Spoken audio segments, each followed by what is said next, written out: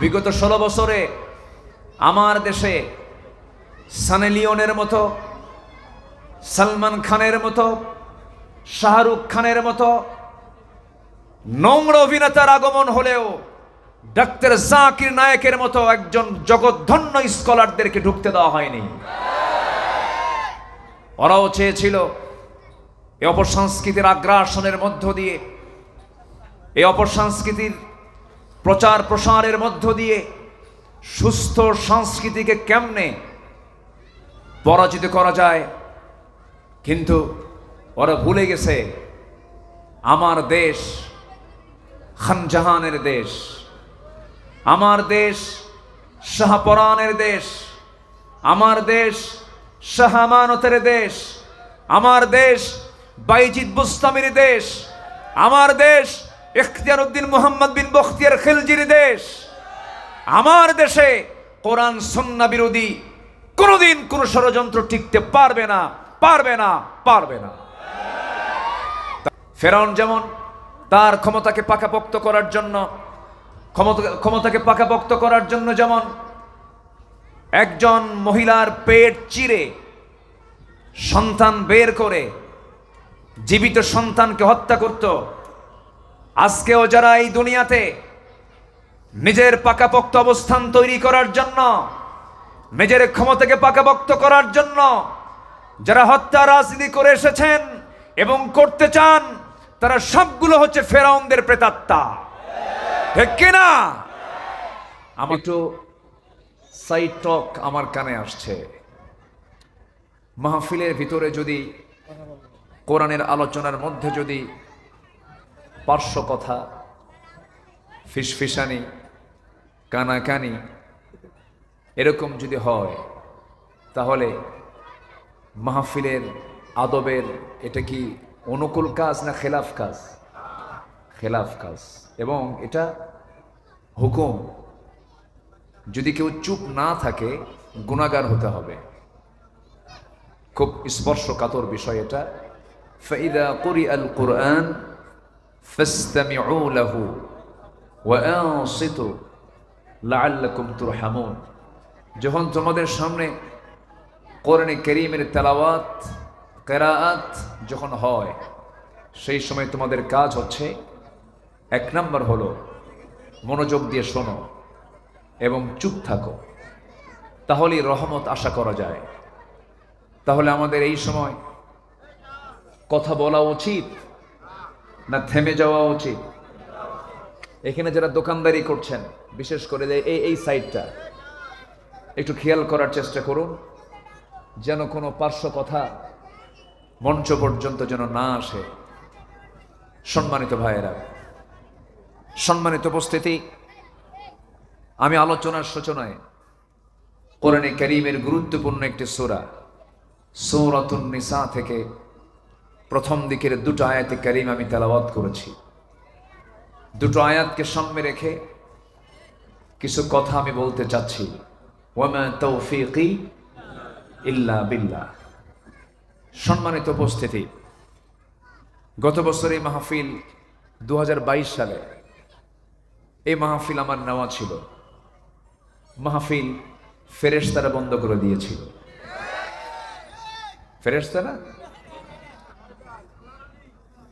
ফেরেশতারা বন্ধ করে দিয়েছিল, মাহফিল হতে দেয়নি। আল্লাহর শুকরিয়া, আল্লাহ তাআলা 5 অগস্টের পর থেকে এতটাই প্রশান্তিতে আমাদের রেখেছেন। মাহফিল বাস্তবায়ন করার জন্য থানার কাছে আর কমিটির যাওয়া লাগে না, বরঞ্চ থানায় ফোন দিয়ে বলে কিছু লাগবে কি।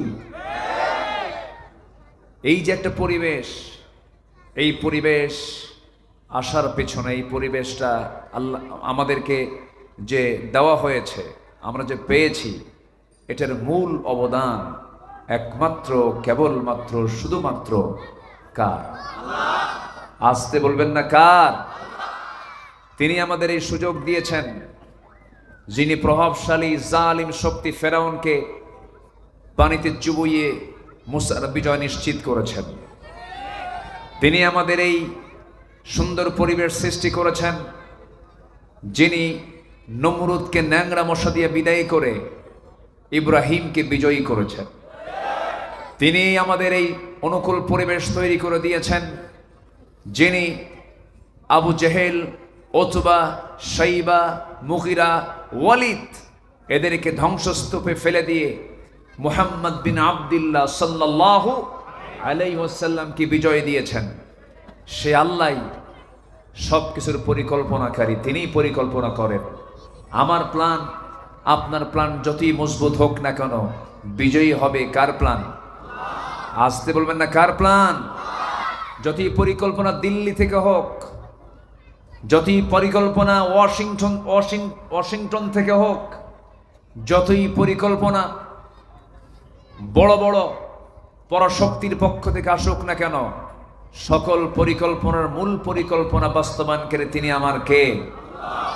আল্লাহ তাআলা। তিনি শুধু কি করেন?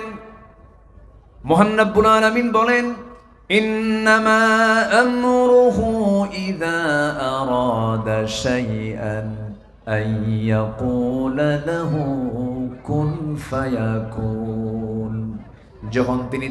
যখন তিনি কোনো কাজের সিদ্ধান্ত নিয়ে নেন, বেশি কিছু লাগে না, শুধু বলেন কুন, সঙ্গে সঙ্গে মাইক্রো সেকেন্ডের আগেই তা বাস্তবায়ন হয়ে যায়। জোরে বলি সুবহানাল্লাহ। তিনিই পারেন সবকিছু। সম্মানিত ভাইয়েরা, সম্মানিত বন্ধুগণ, কোরআন না শুনতে পরিবেশ সৃষ্টি করা, কোরআন বন্ধ করার ষড়যন্ত্র করা, কোরআনের মাহফিলগুলোতে 144 জারি করা, কোরআনকে অচল করার অপচেষ্টা, এটা আজকে নতুন কোনো বিষয় নয়। এটা আবু জেহেলও করেছিল, কিন্তু আবু জেহেল কি টিকতে পেরেছিল? আবু জেহেল কি টিকতে পেরেছিল? লাহুয়াল হাদিস সূরা লোকমান এসেছে, এই আবু জেহেল নবীজির কোরআনের আসরকে বন্ধ করার জন্য পার্শ্ববর্তী বাহরাইন, ইয়েমেন, এই সমস্ত জনপদ থেকে ভালো ভালো ওই সময়ের নোংরা, ভালো বললাম ওই সময়ের যারা নোংরা ছিল, নোংরার মধ্যে যারা জনপ্রিয় ছিল, এই সমস্ত শিল্পীদেরকে নিয়ে এসে গান নাচাতো, নাটক করাতো আমর নবীজির কোরআনকে দাবিয়ে রাখার জন্য, কিন্তু পারেনি। কারণ কোরআন হচ্ছে কার কথা? আসতে বলবেন না, কার কথা? বিগত 16 বছরে আমার দেশে সানি লিওনের মতো, সালমান খানের মতো, শাহরুখ খানের মতো নোংরা অভিনেতার আগমন হলেও ডাক্তার জাকির নায়েকের মতো একজন জগৎধন্য স্কলারদেরকে ঢুকতে দেওয়া হয়নি। ওরাও চেয়েছিল এই অপসংস্কৃতির আগ্রাসনের মধ্য দিয়ে, এই অপসংস্কৃতির প্রচার প্রসারের মধ্য দিয়ে সুস্থ সংস্কৃতিকে কেমনে পরাজিত করা যায়। কিন্তু ওরা ভুলে গেছে আমার দেশ খানজাহানের দেশ, আমার দেশ শাহপরানের দেশ, আমার দেশ শাহ আমানতের দেশ, আমার দেশ বাইজিদ বুস্তামির দেশ, আমার দেশ ইখতিয়ার উদ্দিন মুহাম্মদ বিন বখতিয়ার খিলজির দেশ। আমার দেশে কোরআন সুন্নাহ বিরোধী কোনোদিন কোন ষড়যন্ত্র টিকতে পারবে না, পারবে না, পারবে না। তার জ্বলন্ত প্রমাণ সরাসরি মদত করেছেন তিনি আমার কে? আমার সন্তানদের ধন্যবাদ দেওয়া উচিত। ছাত্র বৈষম্য বিরোধী আন্দোলনের নেতৃত্ব যারা দিয়েছে তাদের জন্য কলিজা থেকে দোয়া। এই 16 বছর জাতির উপরে জগদ্দল পাথর চেপে বসেছিল। আমরা ভেবেছিলাম যুব সমাজ মনে হয় ডিভাইস আসক্ত, মাদকাসক্ত, গেমস আসক্ত হয়ে ওরা মনে হয় শেষ হয়ে গেছে, কিন্তু না, ওরা জাতে মাতাল হলেও তালে ঠিক ছিল। 5 আগস্টের দুপুরবেলা তারা আলটিমেটাম দিয়েছিল মাত্র 45 মিনিটের। সম্মানিত ভাইয়েরা, আমরা আশার দিক লক্ষ্য করছি। এখন কথা হলো, সবই দেখেছি আমরা, আমাদের সব দেখা শেষ। দেশ স্বাধীন হয়েছে 53 বছর, কেউ চালিয়েছে 25 বছর, কেউ চালিয়েছে 16 বছর, কেউ চালিয়েছে 9 বছর। মাঝখান দিয়া মঈনুদ্দিন ফখরুদ্দিন এই গ্রুপ চালাইছে কয়েক বছর। সব দেখা শেষ। আমরা আগামীতে দেখতে চাই ইসলামের দেশ, কোরআনের দেশ। রাজি আছেন কারা কারা? হাত উঁচু করে দেখা।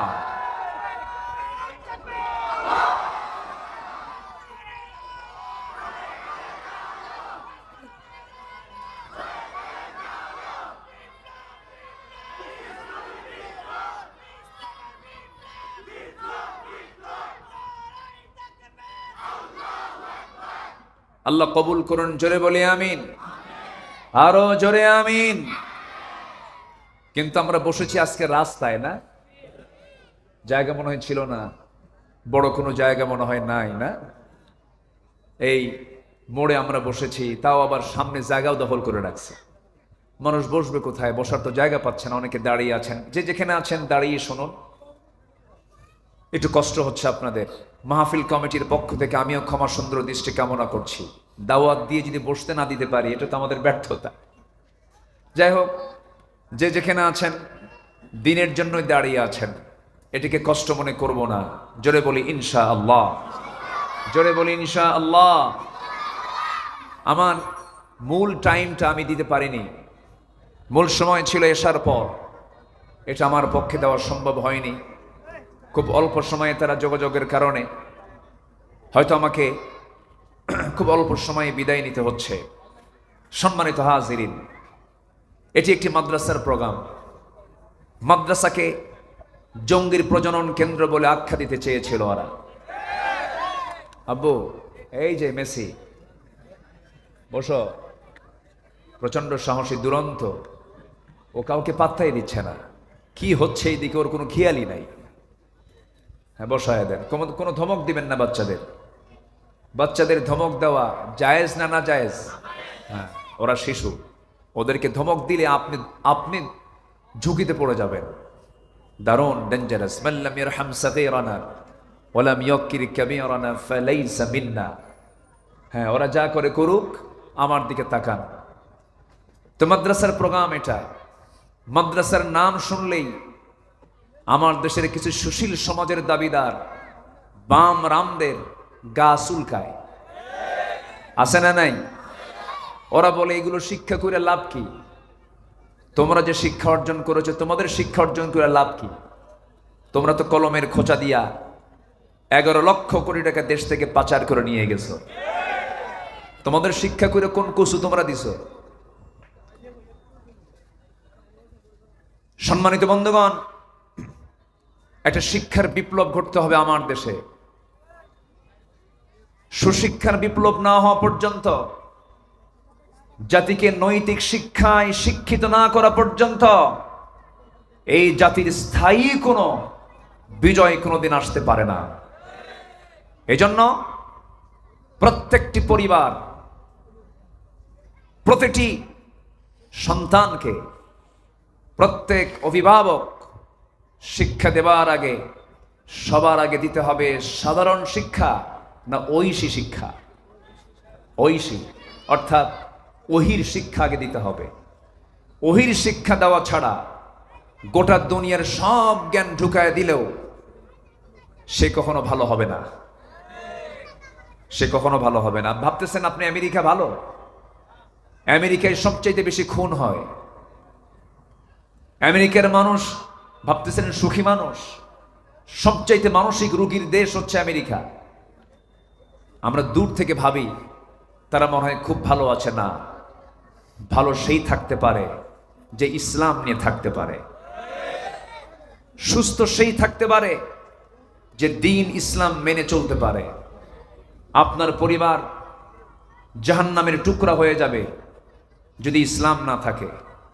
আপনার পরিবার হাজার হাজার কোটি টাকার মালিক বানিয়েও, হাজার হাজার কোটি টাকার সম্পত্তির পাহাড় গড়েও আপনার পরিবারকে আপনি শান্তি দিতে পারবেন না যদি তার মধ্যে ইসলাম না থাকে, দ্বীন না থাকে, কোরআন না থাকে। আপনাদের মনে আছে কিনা জানি না, বছর দুয়েক আগের কথা হবে, আমার দেশের একজন অভিনেতা, সাবেক অভিনেতা, এখন অভিনয় বাদ দিছে, বয়স হয়ে গেছে, সে চিটাগাং সিটিকে সিঙ্গাপুর সিটির চেয়েও ডেভেলপ বলেছিল। যাই হোক, মানে তেল মারতে মারতে মারা বেশি হয়ে গেছে। এর শ্বশুর ফেসবুক লাইভে এসে ধানমন্ডির বাসিন্দা জাতিকে উদ্দেশ্য করে একটা ব্রিফ দিয়ে বলল, আমার ছেলে আছে, মেয়ে আছে, আমার সংসার আছে, টাকা আছে, বউ আছে, বাচ্চা আছে, কিন্তু শান্তি নাই। সবাই আমাকে ঠকিয়েছে, এই দুনিয়াতে আমি বাঁচতেই চাই না। লাইসেন্সওয়ালা পিস্তল দিয়া মাথায় ঠেকিয়ে সুইসাইড করলো, আত্মহত্যা করে সে দুনিয়া থেকে বিদায় নিল। বলুন তো, ধানমন্ডিতে যার বাড়ি থাকে সে কি অভাবী? তার বউ আছে না নাই? তার সন্তান ছিল কি ছিল না? অর্থ করি সব কিছু ছিল কি ছিল না? এরপরও সে আত্মহত্যার পথ কেন বেছে নিল? সব কিছু ছিল, কিন্তু পরিবারে ইসলাম ছিল না। এরকম অসংখ্য অজানা পরিবার আছে। আমার এই দু চোখ সাক্ষী। ঢাকার অভিজাত সেই ডিওএইচএস, ধানমন্ডি, গুলশান, বাড়িধারার যারা বাসিন্দা, ওই এলাকা জরিপ করে দেখবেন কোনো শান্তির বাতাস নাই। মা বুড়ো হয়ে গেছে, বৃদ্ধাশ্রমে রেখে আসে। বাপ বুড়ো হয়ে গেছে, বৃদ্ধাশ্রমে রেখে আসে। বাবার ইন্তেকালের সংবাদ শোনার পরেও ছেলে বলে, আমি খুব ব্যস্ত আছি, জানাজার পরে কাফন দাফন করে দাও, পরে আমি কবর জিয়ারা করব। এরকম অসভ্য সন্তান সেখান থেকে গড়ে উঠতে পারে যেই জায়গায় দ্বীনের শিক্ষা থাকবে না, কোরআনের শিক্ষা থাকবে না। ঠিক সেই সময় হাফেজ ওয়াজিউল্লাহ দাখিল মাদ্রাসার উদ্যোগের আজকের এই মাহফিল, সবার কাছে আমি উদাত্ত আহ্বান জানাবো, প্রত্যেকটি শিশুর হাতে আগে কোরআন তুলে দিতে হবে। স্কুল হোক আর মাদ্রাসা হোক, যেখানেই পড়ুক না কেন, সব শিক্ষার আগে কি শিক্ষা? আরো জোরে, আরো জোরে, আরো জোরে, কোরআন শিক্ষা। এটাকে দিতে হবে সবার আগে। মনে থাকবে, এটা হলো স্থায়ী কাজ। কি কাজ বলেন তো? স্থায়ী কাজ। এই কাজটা আমাকে আপনাকে সচেতন হয়ে করতে হবে। আপনার সন্তান কেন প্রশাসক হবে না? আপনার সন্তান কেন বিচারক হবে না? আপনার সন্তান কেন আর্মি অফিসার হবে না? আপনার সন্তান কেন চিকিৎসক হবে না, ইঞ্জিনিয়ার হবে না? সবই হবে, কিন্তু আলেম হাফেজ ইঞ্জিনিয়ার হবে, আলেম হাফেজ প্রশাসক হবে। আপনার সন্তান সেই সময় হাফেজ হয়ে, আলেম হয়ে যে ইঞ্জিনিয়ারের দায়িত্ব পালন করবে, সে কখনো রড চুরি করবে না, রডের বদলে বাঁশ দেবে না। কথা ক্লিয়ার? তাহলে সন্তান এখন ডিসেম্বর পরে যাবে। আমার আওয়াজ যারা শুনতে পাচ্ছেন, প্রযুক্তির কল্যাণে ভার্চুয়ালি যারা আমাকে শুনতে পাচ্ছেন, লক্ষ লক্ষ মানুষ, সবার কাছে আমি আবদার করব, স্থায়ী কাজ করুন। সন্তানকে ভর্তি করার ক্ষেত্রে ডিসিশন নিতে কখনো ভুল করবেন না। সন্তানকে যদি কোরআনের শিক্ষা না দেন, দ্বীনি শিক্ষা যদি না দেন, দিন শেষে আপনি না, দুনিয়ার মানুষ না, আপনি দিন শেষে বিপদে পড়বেন। দয়া করে সন্তানকে চোখ বন্ধ করে মাদ্রাসায় দিবেন। যদি বেকার কোনো থাকে ছাত্র, বেকার কোনো যদি সমাজ যদি থেকে থাকে, বেকার অনেক শিক্ষিত সমাজ আছে যাদের কোনো কর্ম নাই, এরকম আছে, থাকতে পারে, কিন্তু আমার চোখে আমি দেখিনি কোনো হাফেজ, কোনো আলেম, কোনো মাদ্রাসা পড়ুয়া ছাত্র বেকার বসে আছে, এমন দৃশ্য আমার চোখে পড়ে নাই। রাগ করতেছেন মনে হয়, কোনো সমস্যা নাই তো? আচ্ছা, সম্মানিত ভাইয়েরা, এই কথাগুলো আমাকে একটু বলতে হচ্ছে। প্রয়োজনে মাদ্রাসার উদ্যোগে মাহফিল, আমরা এই বিষয়গুলো খেয়াল রাখবো। জোরে বলি ইনশাআল্লাহ, জোরে বলি ইনশাআল্লাহ। আমি যেখান থেকে তেলাওয়াত করেছি, সেখানে আল্লাহ তাআলা বান্দাকে সহজেই জান্নাতের কিছু আমল শিখিয়েছেন, আবার কিছু বদ আমলের জন্য আল্লাহ তাআলা জাহান্নামের ভয়টাও দেখিয়ে দিয়েছেন, জাহান্নামের কথাও তিনি বলে দিয়েছেন। আমরা কোথায় যেতে চাই, জান্নাত না জাহান্নাম? আসতে বলে, জান্নাত না জাহান্নাম? সবে কি জান্নাত পেতে রাজি আছেন তো? নামাজ না পড়া নামাজ না পড়ে? বলেন, কি বলেন? তাহলে আমার এদেশের মাত্র কত পার্সেন্ট বলবো, মাত্র 5% লোক আমার দেশে নামাজ পড়ে। আমার দেশে মাত্র 5% মুসলমান নামাজ পড়ে, আর বাকি 95% মুসলমান ওরা চান্সে আছে যে নামাজ না পড়ে জান্নাত পাওয়া যায় কেমনে। মাঝে মাঝে মাজারে দৌড় মারে, আছে কি না? মাঝে মাঝে পীর বাবা খোঁজে, খুঁজা পীরের মুরিদ হয়ে বলে, হুজুর আমি তো আপনার মুরিদ হয়ে গেলাম, বছরে 2টা করে গরু পাঠাবো, 2টা করে ছাগল দেব। বাস পীর সাহেব বললো, যা তুই নাজাত পাইলি। এখন এই এসে বলে, যাক আমি তোমাক পীরের মুরিদ যেহেতু হতেই পেরেছি, অবশ্যই আমি জান্নাত পার হয়ে জাহান্নামে যাব। যা তুই জাহান্নামে। সম্মানিত ভাইয়েরা, জান্নাত পেতে হলে অন্যকে দিয়ে না নিজের আমল নিতে হবে? অন্যের আমল না নিজের আমল? নিজের আমলকে মজবুত করতে, নিজের পাকে মজবুত করতে হবে। লাহা মা কাসাবাত ওয়া লাকুম মা কাসাবতুম, সে যা অর্জন করেছে তার, তুমি যা অর্জন করেছো তোমার।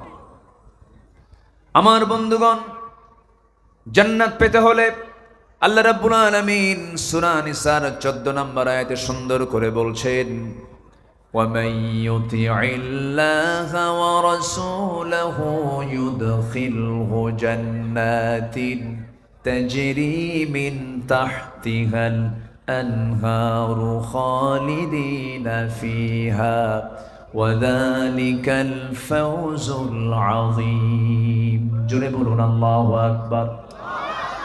যে বান্দা জীবন চলার পথে আল্লাহ এবং রাসূলের যারা ইতাআত করবে, আনুগত্য করবে, আল্লাহ রাব্বুল আলামিন বলেন ওই বান্দার জন্য আমি আল্লাহ এমন জান্নাত রেখে দিয়েছি, অস্থায়ী নয় স্থায়ী জান্নাত রেখে দিয়েছি, চিরকাল সেখানে সে থেকে যাবে। শ্রেষ্ঠ একটা জায়গা আমি তার জন্য রেখে দিয়েছি। কিন্তু যদি সে আল্লাহ সেই রাসূলের এবং আমি আল্লাহ আমার যদি সে আনুগত্য না করে, যদি সীমা লঙ্ঘন করে, আমার হুকুম যদি না মেনে চলে, আল্লাহ রাব্বুল আলামিন বলেন وَمَن يَعْصِ اللَّهَ وَرَسُولَهُ يُدْخِلْهُ نَارًا خَالِدًا فِيهَا وَلَهُ عَذَابٌ মুহিন। জোরে বলুন আল্লাহু আকবার, আরো জোরে আল্লাহু আকবার। যারা আমার আনুগত্য করবে না, নবীর যারা আনুগত্য করবে না, আমি তাদেরকে চির জাহান্নামে চিরদিনের মতো রেখে দেব। এই জন্য আমার বন্ধুগণ, আল্লাহর নিয়ম, আল্লাহর যে হুকুম, আল্লাহর যে বিধিবিধান, সবাইকে মানতে রাজি আছি নাকি? সবাইকে মানতে রাজি আছি নাকি? আমার বন্ধুগণ, মানতে যদি রাজি হই, আমরা আল্লাহর রহমত পেতে চাই না লানত পেতে চাই? বলেন বলেন, লানত না রহমত? লানত প্রাপ্ত বান্দা দুনিয়াতে আছে না নাই? আছে কি না? সালমান এফ রহমানের নাম শোনেন নাই? কি বরকত পাইছে না?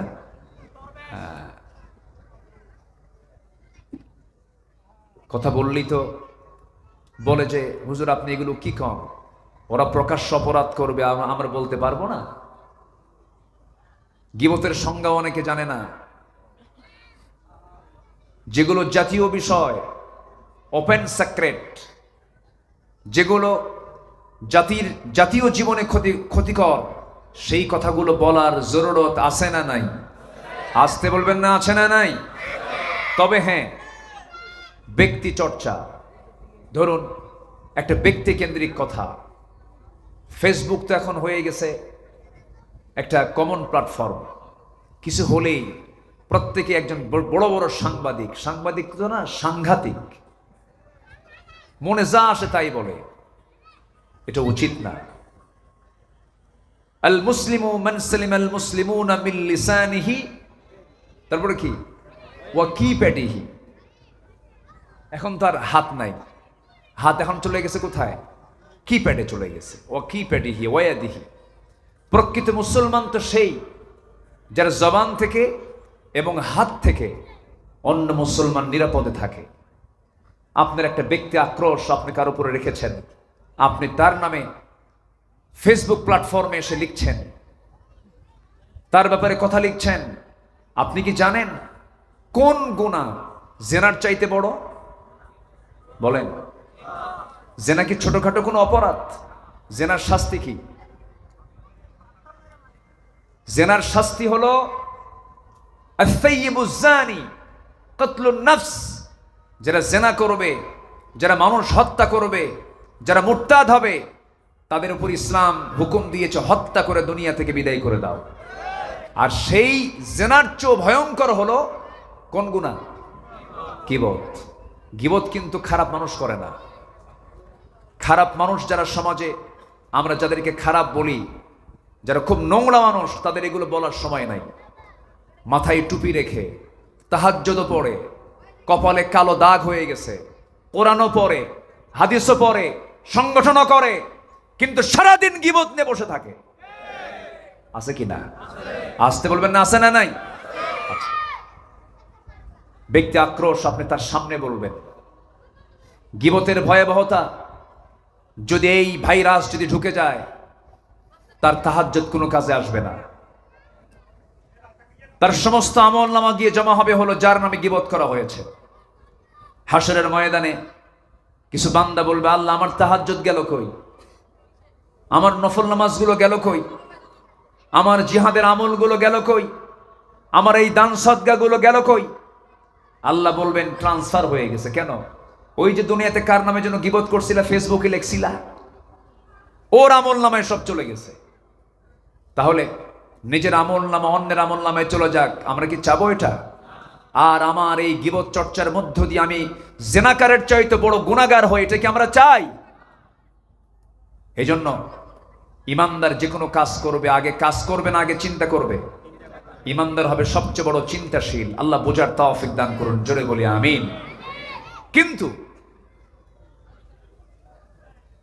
যে আচরণগুলো আমরা লক্ষ্য করেছি বিগত 16 বছর, আমাদের মান সম্মান নিয়ে, আলেমদের সম্মান নিয়ে যে সম্মানহানি করা হয়েছে, আল্লামা সাঈদীর মতো মানুষের বিরুদ্ধে মামলা দিয়েছে ধর্ষণের।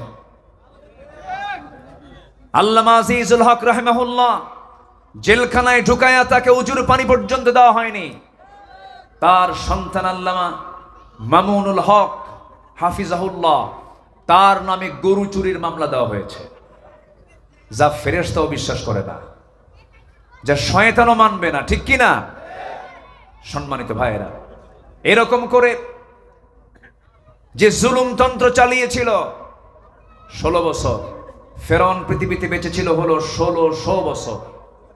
সংখ্যা যে মিলল কেমনে বুঝলাম না। সংখ্যা মিলছে না? সংখ্যা কিন্তু মিলছে।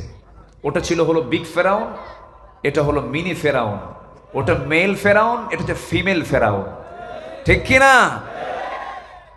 আয়না ঘর বানিয়েছিল, জানেন না? আপনারা জানেন না? ব্যারিস্টার আরমান, ব্রিগেডিয়ার আজমি, দুজনের সঙ্গে আমি সাক্ষাৎকার নিয়েছি, কথা বলেছি, চোখের পানি ফেলে ফেলে বলে, 8টা বছর আমি আয়না ঘরে ছিলাম। আমরা আল্লাহর দেওয়া নিয়ামত, 8 বছর একটা দিনের জন্য আমরা সূর্যের আলো দেখতে পাই নাই। এটা কোন আচরণ? ফেরাউনকে হার মেনে দেবে। ফেরাউন যেমন তার ক্ষমতাকে পাকাপোক্ত করার জন্য, ক্ষমতাকে পাকাপোক্ত করার জন্য যেমন একজন মহিলার পেট চিরে সন্তান বের করে জীবিত সন্তানকে হত্যা করত, আজকেও যারা এই দুনিয়াতে নিজের পাকাপোক্ত অবস্থান তৈরি করার জন্য, নিজের ক্ষমতাকে পাকাপোক্ত করার জন্য যারা হত্যা রাজনীতি করে এসেছেন এবং করতে চান, তারা সবগুলো হচ্ছে ফেরাউনদের প্রেতাত্মা। ঠিক কিনা? আমাদেরকে সতর্ক থাকতে হবে। আমরা দেশকে গড়তে চাই, এখন কি দিয়া? আসতে বলবেন না, কি দিয়া? রহমত দরকার না লানত দরকার? কার রহমত? কার রহমত? লানতের কাজ করা যাবে? জমিনে বিপর্যয় সৃষ্টি করলে লানত দিবেন কে? আত্মীয়তার সম্পর্ক নষ্ট করলে লানত দিবেন কে? আল্লাহ তাআলা।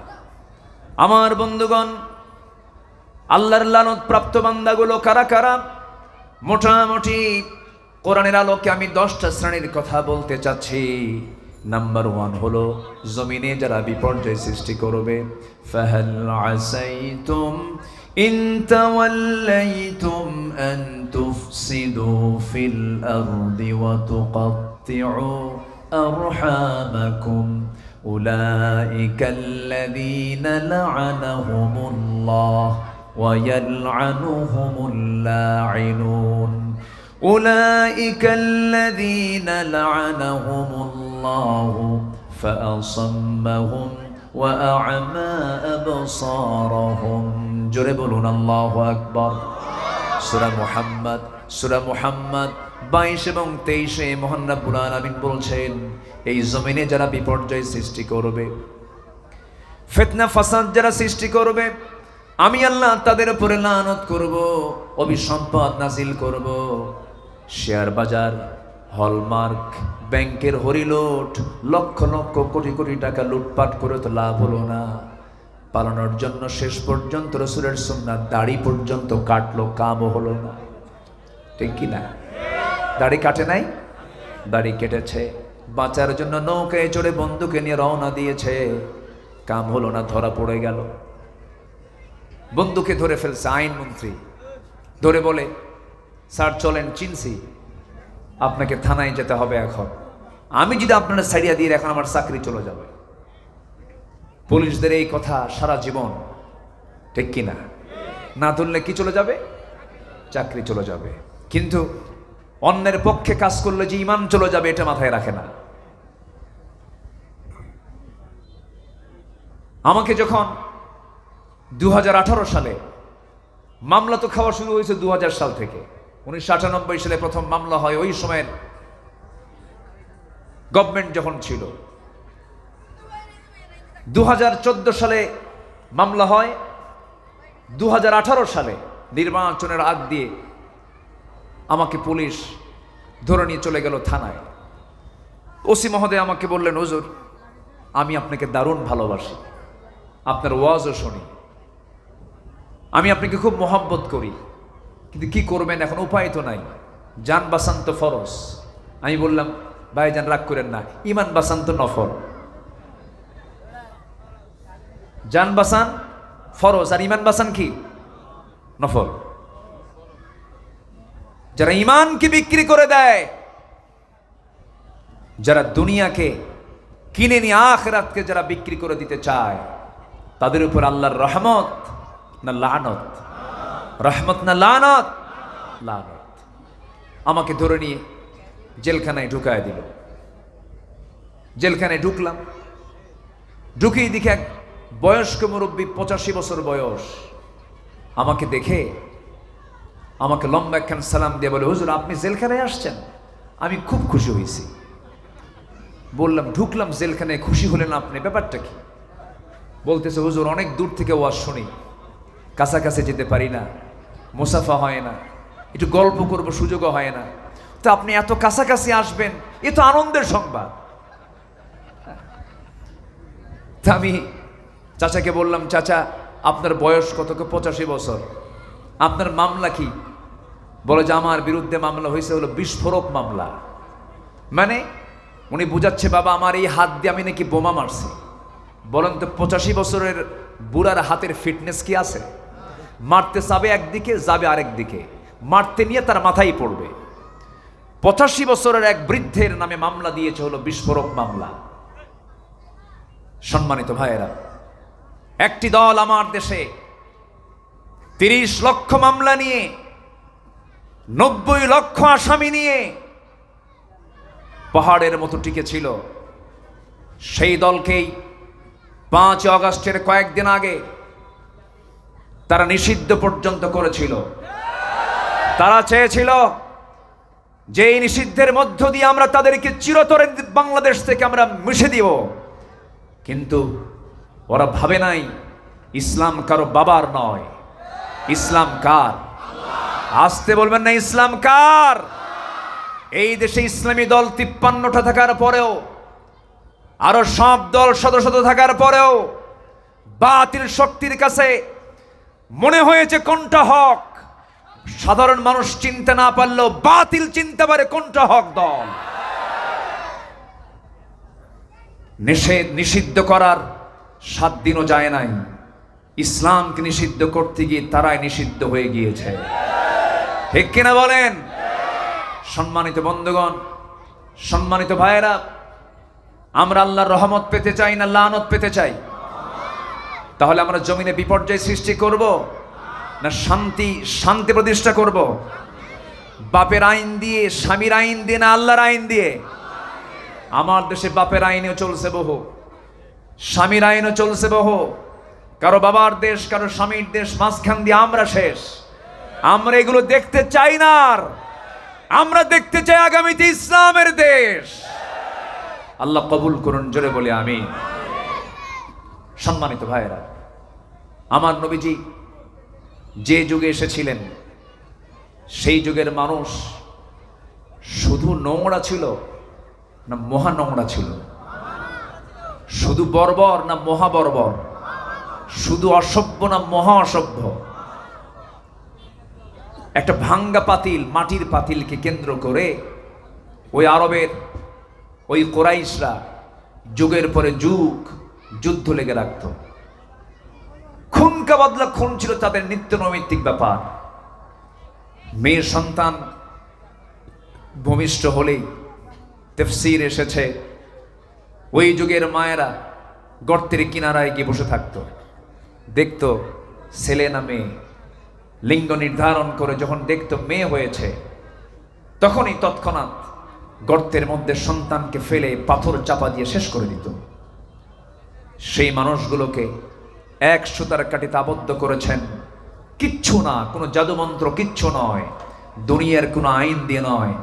আমার নবীজি আবু বকর তৈরি করেছেন, ওমর তৈরি করেছেন, আলী তৈরি করেছেন, ওসমান তৈরি করেছেন, খালিদ বিন ওয়ালিদ তৈরি করেছেন, আব্দুল্লাহ বিন রাওহা তৈরি করেছেন, তালহা তৈরি করেছেন, জুবায়ের তৈরি করেছেন। কি দিয়া? কোরআন দিয়ে। সে কোরআন এখন আসে না নাই? মানুষ কত ছোট্ট একটা ঘটনা বললেই স্পষ্ট হয়ে যাবে, সবার জানা, একটু মনে করে দেওয়ার জন্য। আমার নবীজির এক সাহাবী নবীর হাতে বায়াত নিয়ে ইসলাম কবুল করলেন। খুব সুদর্শন চেহারা তার, খুব সুন্দর চেহারার অধিকারী সেই সাহাবী। ইসলাম কবুল করার পর দিন থেকে তার মনটা খারাপ। আমার নবীজি বলেন, সাহাবী তোমার মন খারাপ কেন, কি হয়েছে? হুজুর আমি ইসলাম কবুল করেছি, আমার দিলটা নরম হয়েছে, শিরকিয়াতের গন্ধ নাই, কিন্তু একটা অপরাধ বোধ আমার ভিতরে জাগ্রত হয়েছে। কি অপরাধ বোধ? হুজুর দুনিয়াতে বহু অপরাধ করেছি, কোনো কিছুই মনে নাই, কিন্তু একটা অপরাধের তীব্র প্রতিক্রিয়া আমার মধ্যে কাজ করছে। কি বলো তো সাহাবী, মন খুলে বলো। আমার নবীজি ছিলেন মানসিক রোগের ডাক্তার। আল্লাহু আকবার বলেন। আমার নবীজি মনের কথাগুলো শুনতেন। বসো তো সাহাবী, কি হয়েছে তোমার, বলো। হুজুর আমি নিজের হাতে নিজের মেয়েকে খুন করেছি, আমার মনে হয় আল্লাহ তাআলা আমার এই গুনাহটা মাফ করবেন না। রাসূল বললেন, শুনেছি বহু কথা এই ব্যাপারে, তুমি একটু আমাকে বলো তো। আমার নবীজি তাকে সামনে বসায়া দিলেন। বলো তো। হুজুর আমার স্ত্রী গর্ভে সন্তান আসলো, 6 মাস বয়স হলো। বউটাকে বললাম, যাও বাবার বাড়ি যাও, ছেলে হলে নিয়ে আসবা, মেয়ে হলে আমাকে বলার দরকার নেই, জীবন্ত পুঁতে হত্যা করবা। বউটাকে বলে দিলাম, কিন্তু আমার অগোচরে মেয়ে সন্তান হলো, আমাকে না বলে সন্তানটাকে ধীরে ধীরে বড় করে 6 বছরে যখন সে পদার্পণ করলো, আমি কোনোদিন জানিও নাই, হঠাৎ করে আমার চোখের সামনে সন্তানটা একদিন পড়ে গেল। ইয়া রাসূলুল্লাহ, সন্তানটা যখন আমি সামনে পেলাম, সন্তানটাকে আমি চেপে ধরে আমি দেখতে পেলাম তার মতো নখ আমার মতো তার হাত, আমার মতো তার পা, আমার মতো তার চাহনি, আমার মতো কপাল, আমার মতো চুল। সন্দেহ লাগলো, সন্তানটাকে চট করে ধরে নিয়া স্ত্রীর সামনে দাঁড় করিয়ে দিয়ে বললাম, আমার স্ত্রী সত্যি করে বলো তো সন্তানটা কার? আমার বউটা থতমত খেয়ে কাঁপতে কাঁপতে বলতেছে, আমার স্বামী কতক্ষণ তথ্য গোপন করব, এই সন্তানটা আমাদের ওরস থেকে 6 বছর আগে জন্ম নিয়েছে, আমি দয়া মায়া করে হত্যা করতে পারি নাই, কিন্তু হুজুর আমার ভিতরে শিরকিয়াতের কারণে প্রচন্ড ক্ষোভ জেগে গেল, প্রচন্ড রাগ জমা হয়ে গেল, প্রকাশ হতে দিলাম না, অভিনয় শুরু করে দিলাম। মেয়েটাকে কোলের মধ্যে তুলে নিয়ে মেয়েটাকে আদর করা শুরু করলাম। মেয়ে বলছে, মা আমার আব্বার সঙ্গে তুমি আগে পরিচয় করে দিলে না কেন? আমার বাবা তো খুব ভালো মানুষ, আমাকে আদর করে। সন্তানটা বাবাকে বারবার ডাকতেছে, খুব খুশি সন্তান, কিন্তু বাবার ভিতরে যে একটা পশুত্বের ছাপ রয়েছে সন্তানটা টের পায় নাই। সেই সাহাবী বলছেন, ইয়া রাসূলুল্লাহ, সন্তানটাকে অভিনয় করে বললাম, মা তুমি রেডি হয়ে যাও, আমি তোমাকে নানির বাড়িতে নিয়ে যাব। এই কথা বলে আমি সন্তানের সঙ্গে অভিনয় করে সন্তানকে নিয়ে যখন রওনা করলাম, হুজুর সামনে পাহাড় পেলাম, একটা জঙ্গল পেলাম, মেয়েটার চোখ ছোট হয়ে যাচ্ছে, ভয়ে মুখটা ছোট হয়ে যাচ্ছে। বলছে, আব্বা এইদিকে যাও কেন? নানির বাড়িতে এইদিকে নয়। কিচ্ছু বললাম না, জঙ্গল পার হয়ে চলে গেলাম। কোদাল হাতে নিলাম, ঠিক দ্বিপ্রহর দুপুর বেলা কোদাল নিয়ে আমি গর্ত খনন শুরু করে দিলাম। মেয়েটা বারবার বলছে, বাবা এই জায়গায় গর্ত খনন তুমি কেন করো? আমার মুখের দাড়ির মধ্যে ছিটকে সে মাটিগুলো লেগে যায়।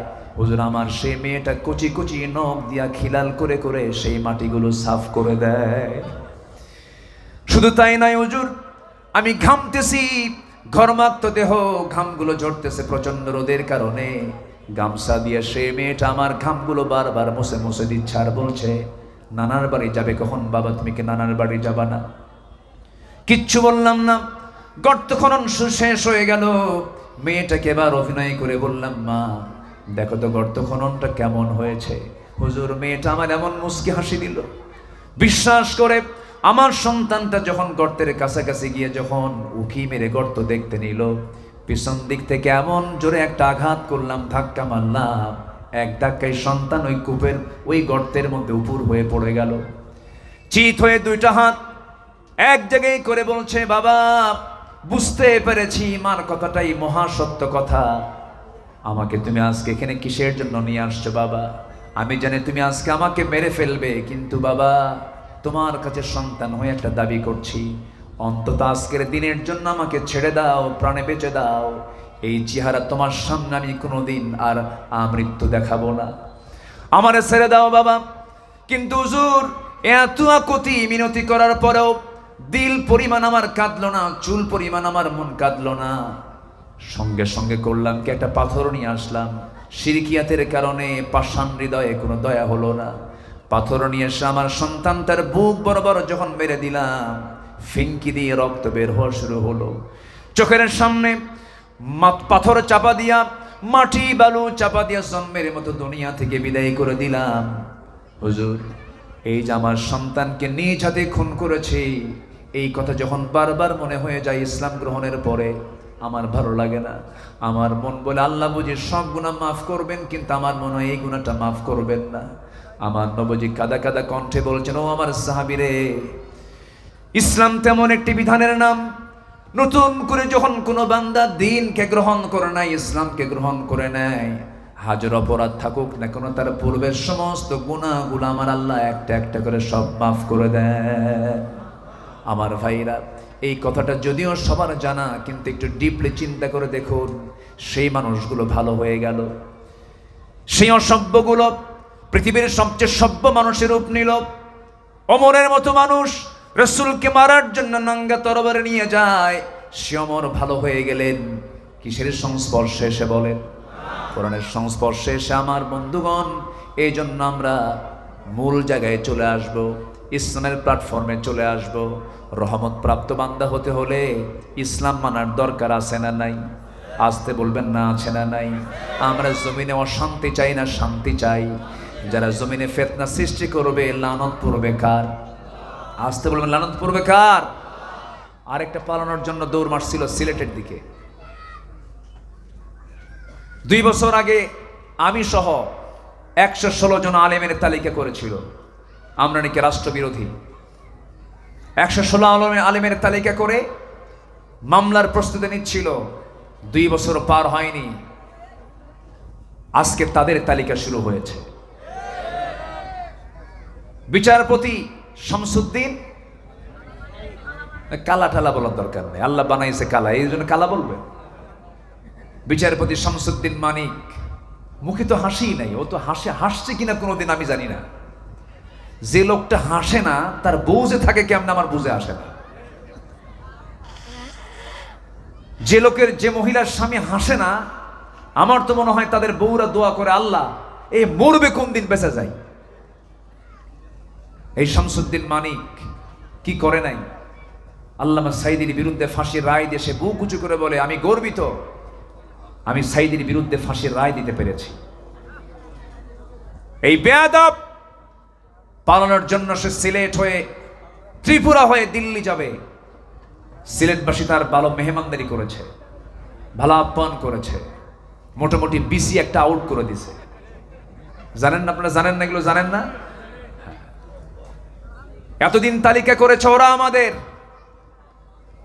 আমাদের সময় এসেছে এখন সকল নাস্তিক মুরতাদদের তালিকা করা। জাহাঙ্গীরনগর ইউনিভার্সিটির শিক্ষাঙ্গনকে কলঙ্কিত করেছে আরেক মানিক, যে 100টা মেয়ের চরিত্র নষ্ট করে, ধর্ষণের সেঞ্চুরি করে, সাংবাদিক সম্মেলন করে মিষ্টি বিতরণ করেছিল। এই সমস্ত কুলাঙ্গারদের ধরে প্রকাশ্যে ঝুলে মেরে এদের রক্ত, মাংস, হাড়, হাড্ডি কুত্তা বিলাই দিয়ে খাওয়ানো দরকার। রাজি আছেন কারা কারা? হাত উঁচু করে দেখা।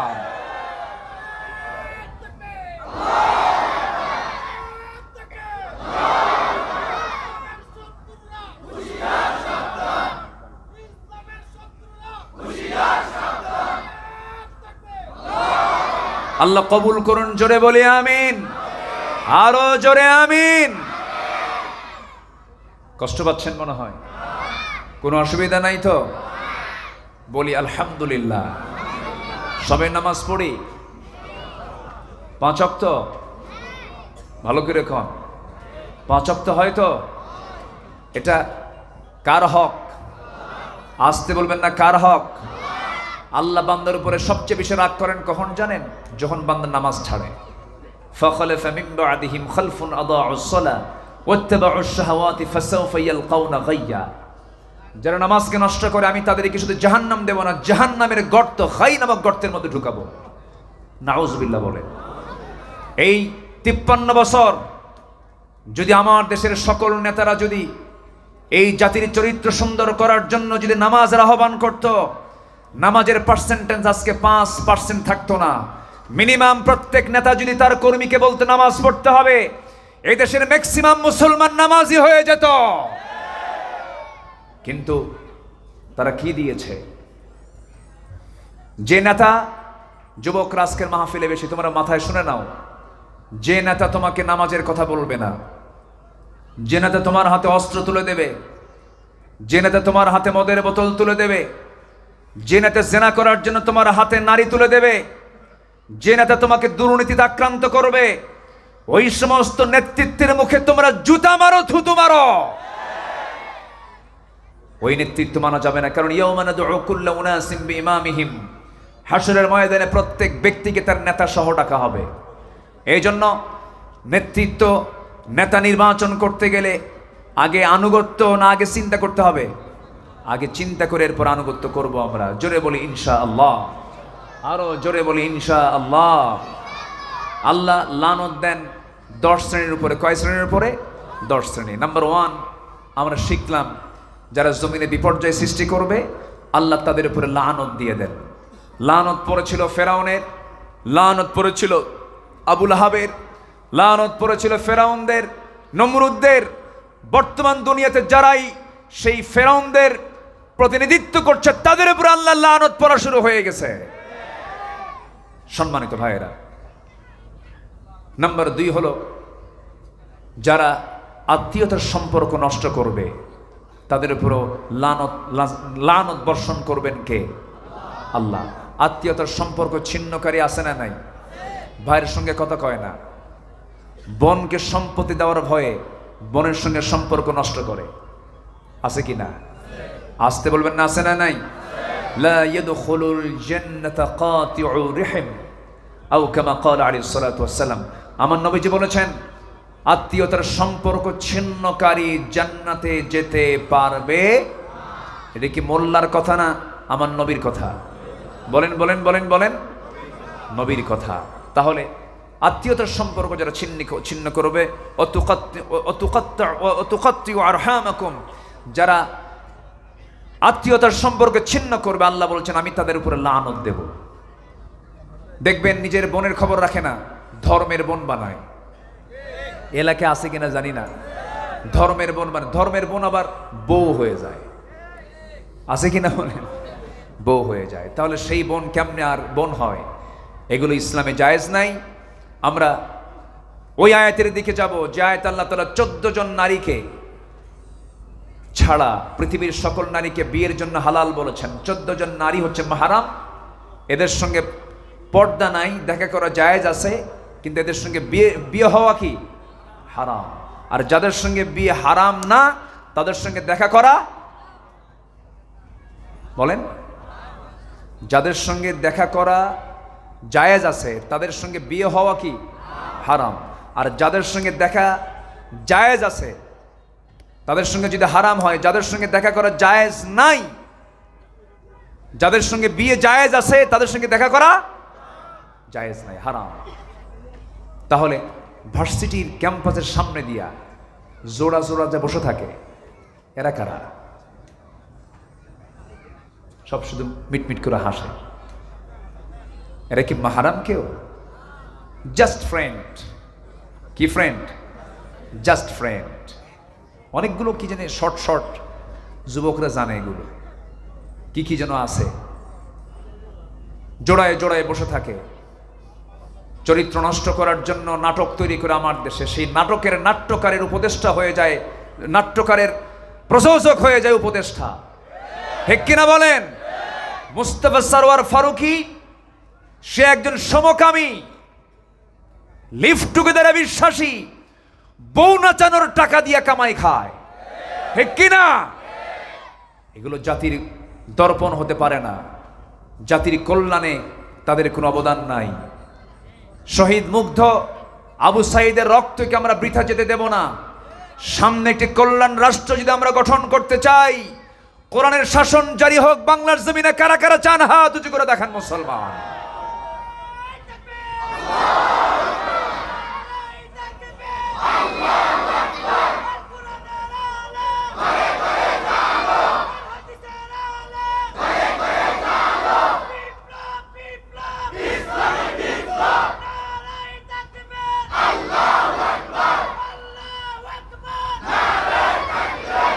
আল্লাহ কবুল করুন, জোরে বলে আমিন, আরো জোরে আমিন। সম্মানিত ভাইয়েরা, কিছুক্ষণের মধ্যেই মনে হয় আজান হবে, আজানের সময় মনে হয় হয়ে যাচ্ছে। কয়টায় আজান? আজান কি আশেপাশে শুরু হয়েছে? আচ্ছা ঠিক আছে, আমার দিকে তাকান, আমি শর্টলি বলে ফেলছি। আল্লাহর রহমত প্রাপ্ত বান্দা আমরা হব। লানত যাদের উপরে করা হয়, লানতের যে সমস্ত কন্ডিশনগুলো আল্লাহ তাআলা তুলে ধরেছেন, লানত প্রাপ্ত বান্দাদের থেকে আল্লাহ পাক আমাদেরকে পরহেজ রাখুন, জোরে বলি আমিন। বিপর্যয় সৃষ্টি করতে যাব, আত্মীয়তার সম্পর্ক নষ্ট করতে দেব না। নাম্বার 3 হলো যারা সীমা লঙ্ঘনকারী, যারা কি সীমা লঙ্ঘন করবে আল্লাহ তাদের উপরে কি দেন? লানত দেন। আল্লাহ রাব্বুল আলামিন বলেন, لعن الذين كفروا من بني إسرائيل على لسان داود وعيسى بن مريم ذلك بما عصوا وكانوا يعتدون। জোরে বলুন আল্লাহু আকবার। সূরাতুল মায়েদা ভার্স নাম্বার 78 আল্লাহ রাব্বুল আলামিন বলছেন, এই পৃথিবীতে যত জাতি সীমালঙ্ঘন করেছে এর মধ্যে সবচাইতে বড় সীমালঙ্ঘন জাতির নাম ইহুদি জাতি। সেই ইহুদি জাতি আজও পৃথিবীতে আছে না নাই? আসতে বলবেন না, আছে না নাই? সমকামী থেকে প্রমোট করা, হোমোসেক্সকে প্রমোট করা, লিভ টুগেদারকে প্রমোট করা সহ আকাম কুকাম যতগুলো আছে সবকিছুর মূল হোতা হলো ইহুদির বাচ্চারা। গোটা দুনিয়াতে কি লাঞ্ছনায় দ্বারে দেখেন, গোটা পৃথিবীর বিজনেস এরা কন্ট্রোল করে, অস্ত্র এরা কন্ট্রোল করে, অ্যাটম বোমা সহ, অস্ত্র সহ, অর্থ সহ, বিজনেস সহ সব কিছু ওরা কন্ট্রোল করার পরেও আজকে গোটা দুনিয়াতে 2 শতাধিক রাষ্ট্রের মধ্যে সবচাইতে বিতর্কিত রাষ্ট্র হলো ইসরায়েল, কারণ তাদের বৈধ কোনো ভূমি এই জমিনে নাই। ঠিক কি না? ওরা কি বাড়িওয়ালা না ভাড়াটিয়া? বলেন, ভাড়াটিয়া। ভাড়াটিয়া হয়ে আসছিল, বাড়িতে ওঠার পরে কয় এটাই বাড়ি আমার। সম্মানিত বন্ধুগণ, কত অভিশপ্ত এরা। একটা জাতিকে আল্লাহ তাআলা বানর বানিয়েছিলেন। কাদের বলেন? কোন কোন কোন জাতি বলেন? এই ইহুদি। ওয়ালাকাদ আলিমতুমুল্লাযীনা আতাদাউ মিনকুম ফিস সাবতি ফাকুলনা লাহু কুনু কিরাদাতান খাসিইন। শনিবারের বিধান যখন তারা লঙ্ঘন করেছিল, সেই সময় তাদেরকে আল্লাহ তাআলা নিকৃষ্ট বানর রূপ দিয়েছিলেন। তিনি কে? এই লানত আল্লাহ তাআলা কেন দিয়েছিলেন? ওয়ালাকাদ আলিমতুমুল্লাযীনা আতাদাউ মিনকুম ফিস সাবতি, তার শনিবারের যে একটা বিধান ছিল, তাদের শনিবারের বিধানকে যখনই লঙ্ঘন করেছিল, আল্লাহ তাদের উপরে কি নাজিল করেছেন? একদম লানত দিয়েছেন। সীমা লঙ্ঘন করার কারণে তাদেরকে সকালবেলার কেউ চিনতে পায় না, সবগুলো বানর হয়ে গেছে। কি হয়ে গেছে? বানর হয়ে কিরাদাতান খাসিইন হয়ে গেছে। সম্মানিত ভাইয়েরা, এরপরে আজ থেকে 4000 বছর আগে এই ইহুদিদের সংখ্যা ছিল সাইয়েদনা মূসার সময় 40 লক্ষ। আজকে সেই জনসংখ্যা 1 কোটিও হয় নাই। কেন? সচরাচর আমরা জমিনে যখন চলাফেরা করি, কুকুরের বাচ্চা বেশি হয় না গাভীর বাচ্চা বেশি হয়? আচ্ছা, দিন শেষে বছর শেষে আমরা যখন গুনতে যাই, কুকুর বেশি দেখা যায় না গরু বেশি দেখা যায়? কথা ক্লিয়ার? গরুর বাচ্চা দেয় কয়টা? আর এটা দিয়ে এই দেয় কয়টা? 8টা 10টা, কিন্তু একটাও ঠিক না, সব এর ওর বাড়ি বুড়ি খায়া মরে। ঠিক কিনা বলেন? দ্বিতীয় বিশ্বযুদ্ধে অ্যাডলফ হিটলার দ্বিতীয় বিশ্বযুদ্ধে একদিনে গ্যাস চেম্বারে তুলে জার্মানির সেই অ্যাডলফ হিটলার 65 লাখ ইহুদিকে একদিনে মারছে। কিছু রেখে দিছে এই জন্য রাখলাম, হিটলার খারাপ করছে না ভালো করছে, জাতি যেন ভবিষ্যতে চিন্তা করে। সম্মানিত ভাইয়েরা, এই অভিশপ্ত জাতির উপরে আল্লাহর কি পড়েছে? লানত পড়েছে। এরকম করে যারাই সীমা লঙ্ঘন করবে, আল্লাহ বলছেন সীমা লঙ্ঘন করো না, সীমা লঙ্ঘন করলে আমি তার উপরে লানত দেব। সতর্ক করে দিয়েছেন তিনি আমার কে? আল্লাহ তাআলা। নাম্বার 4 হলো মহান আল্লাহর সত্যবাণীকে যারা আড়াল করবে, আল্লাহ তাদের উপরে লানত দিবেন।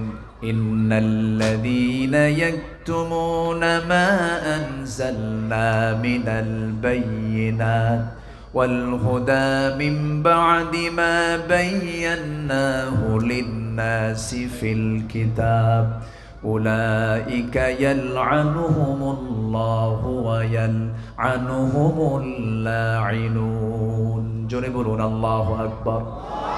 সূরাতুল বাকারা আয়াত নম্বর 159।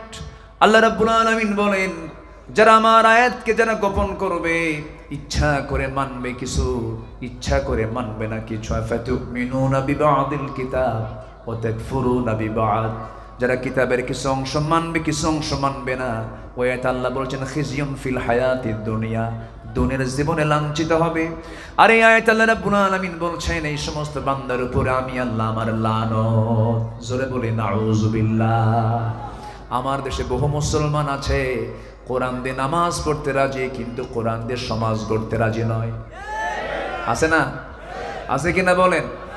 বলেন নামাজ হলো কোরআনের জন্য, কোরআন হলো নামাজের জন্য, কোরআন আবার রাষ্ট্রে আসবে কেন? এই চিন্তায় বিশ্বাসে কিছু বলেন আছে কিনা? আছে কিনা? আছে কিনা? আছে।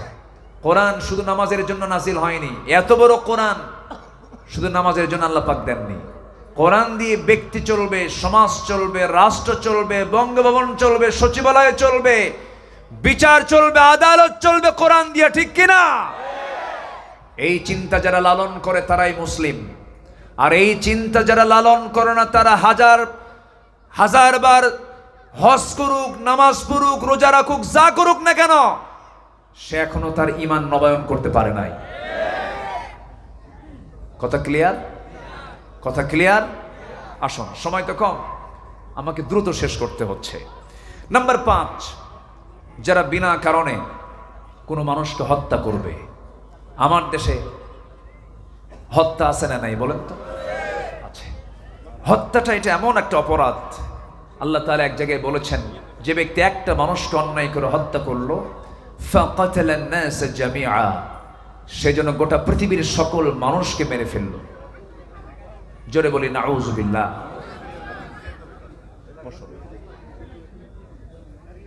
হ্যাঁ, বসে পড়ো। জি, আচ্ছা, আলহামদুলিল্লাহ। তারপরে যে ব্যক্তি কোনো মানুষকে ইচ্ছা করে হত্যা করলো, আল্লাহ তাআলা বলছেন মুতাআম্মিদান ফাজাযাউহু জাহান্নাম, সেজন্য তার পুরস্কারটা নিয়ে নিল জাহান্নাম। তাহলে হত্যা কি ছোটখাটো অপরাধ না বড় অপরাধ? বড় অপরাধ। আল্লাহ রাব্বুল আলামিন বলেন, ومن يقتل مؤمنا متعمدا فجزاؤه جهنم خالدا فيها وغضب الله عليه ولعنه وعد له عذابا عظيما। জোরে বলুন আল্লাহু আকবার। বিনা কারণে কোন মুমিনকে যদি কেউ হত্যা করে, কোন মানুষকে যদি কেউ হত্যা করে, আল্লাহ নিজে ঘোষণা করছেন আমার লানত তার উপরে পড়ে যাবে, রহমত তার উপরে পড়বে না, এবং তার ঠিকানা হয়ে যাবে, তার পুরস্কার হয়ে যাবে জাহান্নাম। আল্লাহ এত বড় অপরাধ থেকে আল্লাহ তাআলা আমাদেরকে হেফাজত করুন। জোরে বলি আমিন। নাম্বার 6 হলো মুনাফিক এবং কাফিরদের উপর আল্লাহর লানত।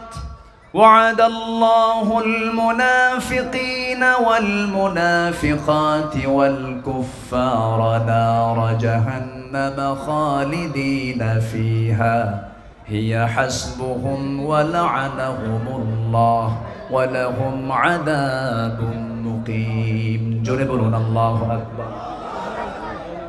জি, আমি বলছি, আমাদের আজকের এই প্রোগ্রামের সম্মানিত প্রধান অতিথি চট্টগ্রাম সিটি কর্পোরেশনের সম্মানিত মেয়র মহোদয় ডাক্তার শাহাদত হোসেন, তিনি আমাদের মাঝে উপস্থিত হয়েছেন। বলি আলহামদুলিল্লাহ। জি, এখানে আসেননি? আসেন। জি, উনি উপস্থিত হয়েছেন। আজকের মাহফিলকে তিনি অলংকৃত করেছেন। আজকের সিটি মেয়র মহোদয়কে আমরা শুভেচ্ছা জানাচ্ছি। জি,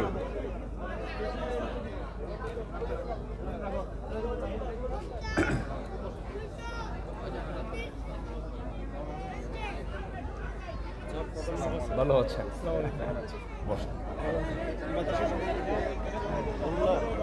জি,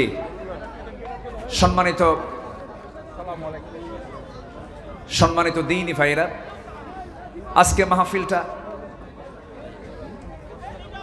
জি প্লিজ, আমরা এটাকে সাধারণ কোনো সমাবেশ মনে করব না। এটা হলো কোরআনের মাহফিল। বলি আলহামদুলিল্লাহ। কোরআনের সম্মানে, কোরআনের মর্যাদায় আমরা মাহফিলটাকে মাথায় নেই, কোনো কথা না বলি।